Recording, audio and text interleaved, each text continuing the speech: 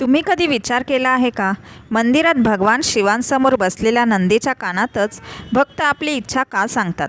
यामागे एक रंजक श्रद्धा आहे. जाणून घेऊया एका मिनिटात.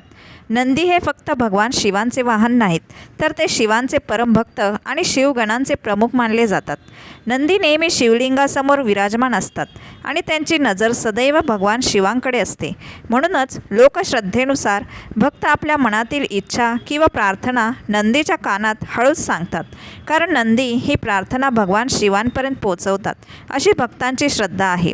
म्हणूनच इच्छा सांगताना ती मोठ्याने न बोलता नंदीच्या कानात हळूच सांगण्याची परंपरा रूढ झाली. पण लक्षात ठेवा, ही एक भक्तिपूर्ण लोकपरंपरा आहे. इच्छा पूर्ण होण्यासाठी श्रद्धेसोबत कर्म आणि प्रयत्नही तितकेच महत्त्वाचे आहेत. अशाच आपल्या मंदिरांमागच्या रहस्यमय आणि सुंदर परंपरा जाणून घ्यायच्या असतील तर चॅनेलला सबस्क्राईब नक्की करा. हर हर महादेव.